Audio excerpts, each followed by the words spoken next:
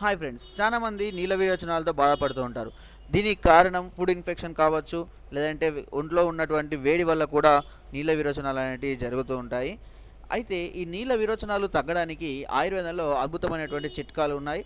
ఇది తెలియక చాలామంది హాస్పిటల్లో డబ్బులు వేస్ట్ చేస్తుంటారు. సో అలా చేయకుండా ఈ చిట్కాల ద్వారా మనం నీళ్ళ విరోచనాలను కంట్రోల్ చేయవచ్చు. అవేంటో మనం ఇప్పుడు తెలుసుకుందాం. రెమెడీ 1, వెలుగాకు రసం తాగిన నీళ్ళ విరోచనాలు వెంటనే తగ్గిపోతాయి. రెమెడీ 2, దానిమ్మ బెరడు చూర్ణము 2 లేదా 3 గ్రాములు ఉదయము సాయంత్రము తీసుకున్న నీళ్ళ విరోచనాలు వెంటనే తగ్గిపోతాయి. రెమెడీ 3, వేప చెట్టు కషాయం సేవించిన నీళ్ళ విరోచనాలు తగ్గిపోతాయి. రెమెడీ 4, నేతితో మిఠాయిని వేయించి త్రాగిన నీళ్ళ విరోచనాలు తగ్గిపోతాయి.